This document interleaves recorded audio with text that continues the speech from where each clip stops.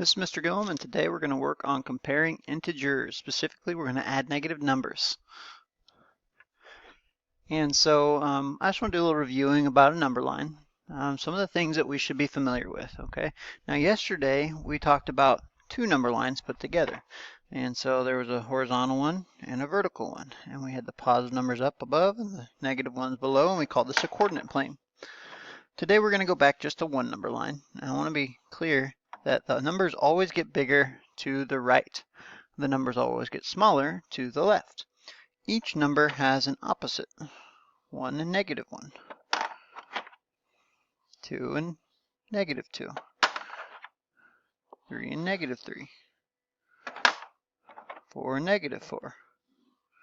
And so on. But what you'll notice is that all the numbers that are opposites are the same distance from 0. 1 is 1 away. Negative 1 is 1 away. 2 is 2 away. Negative 2 is 2 away. We're going to learn about something called absolute value soon, and that has to do with how far a number is from 0. So 3 and negative 3 are both the same distance from 0. 3 units away. 4, 1, 2, 3, 4 is 4 away from 0. Negative 4 is also 4 away from 0. Okay, and this is really important when we're talking about which numbers are bigger. Always as you move to the right, you're getting bigger, and as you move to the left, you're getting smaller. So the left side of a number line works the same as the right side of a number line. We all know that if I was comparing 4 and 5, 5 is greater than 4. If you notice the positions on the number line, 5 is to the right and 4 is to the left. This is how it's illustrated on a number line. However, negative 4 and negative 5, when I compare them,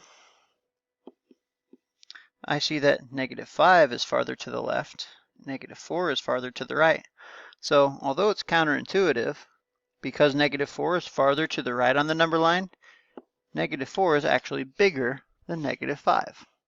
So this might be a tricky concept for us when we first start, but I always remember that if it's farther to the right, it's bigger. So always visualize this number line as you're doing your problems. So what we're going to do is I'm going to use two colors. I'm going to use blue and green. And the green is going to be on the left. And the blue is going to be on the right. Okay, represent the right number. So I'm going to use this number line down here, and I'm going to mark the green and the blue on the number line. When I compare 7 to 8, there's 7. Oh, that's not green or blue. Oop. There's 7, and there's 8. Now, always the number farther to the right is bigger. So I know that 8 is bigger than 7. Now, you probably knew that one. 8 is obviously bigger than 7, but this skill that we're practicing is going to be important when we start adding negative numbers into the mix. So again, I'm going to model the green, negative 7, way down there on the left. I'm going to model the blue, 8, way over here on the right. Now, the reason that 8 is greater than negative 7 is because the blue point is farther to the right than the green point. So again, 8 is bigger than negative 7. In fact, we can generalize any positive number is greater than a negative number because all the positive numbers are on the right of any negative number. Let's take a look at the next one here. And I'm going to model negative 7 and negative 8. Negative 7 is in green, negative 8 is in blue. Now again, this is tricky. Always the number on the right on the number line, towards the right, is bigger than the number towards the left. So even though 8 is bigger than 7, negative 7 is bigger than negative 8 because it is farther to the right on the number line.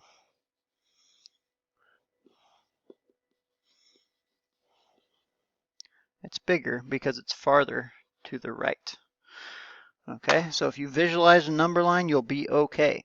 But if you try to just do all these in your head, you might have some mistakes. So let's see here. Number 7 is right there. The number negative 8 is way down here. Again, you and I both know that 8 is bigger than 7. However, I'm not talking about 8. I'm talking about its opposite this time. So negative 8 is much farther to the left than 7 is. And if it's to the right, it's a bigger number. So 7, again, is bigger than negative 8.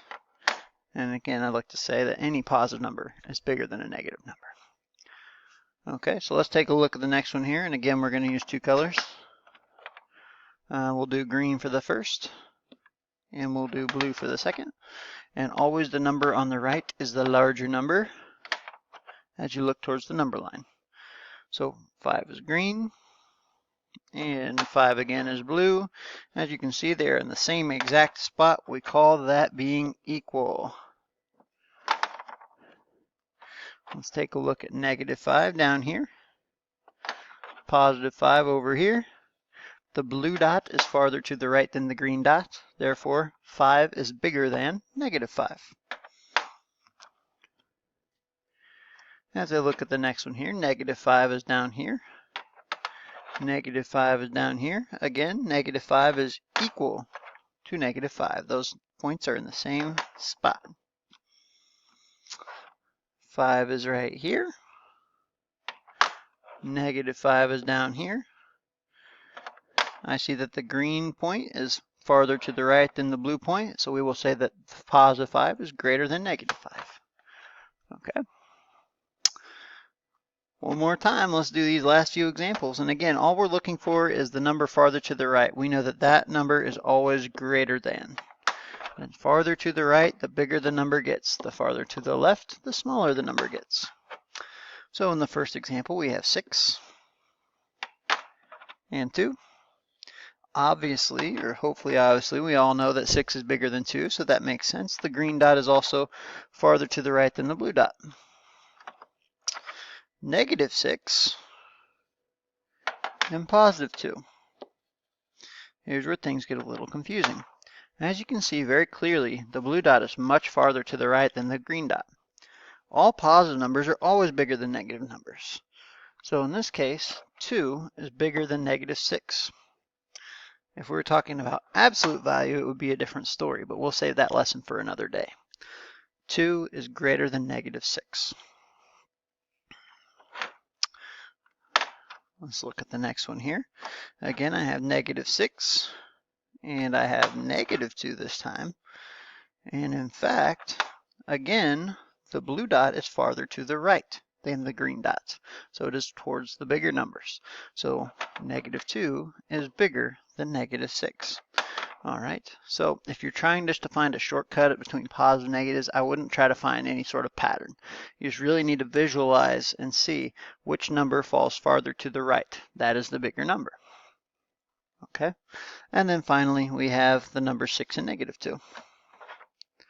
6 in the green, negative 2 in the blue. That tells me that the green point is farther to the right and is therefore bigger than the blue point. So 6 must be greater than negative 2. All right, so we're going to use just visualizing and getting these done when we do our comparisons, because it can be confusing, because why would negative 6 be smaller than 2? Well, it has to do with that opposite sign in the front. So the ones that are going to be tricky, and I'd like you to circle these ones, are going to be the ones that have a mix of positives and negatives, or negatives and positives. So I think these are going to be the challenging ones for us. Okay, so I want you to really look at those, and you might think, oh, Mr. Gillum, you're making a mistake. No, if the number is farther to the right, it's the bigger number, so make sure you're illustrating that. The last thing I want you to do is I want you to think about your number lines here, and I want to place the number in the appropriate position. Now I want to remind everybody that on either side of 0 there is a 1. One is the positive and one is the negative. On either side of 0 there's a positive 2 and a negative 2 that are the same distance away. And so these number lines don't have every single tick mark on them. However, they have one tick mark labeled at negative 89 and 2 points. Okay, now because this is the opposite of 89, or negative 89, the positive 89 would be way over here. Okay, they're the same distance from 0.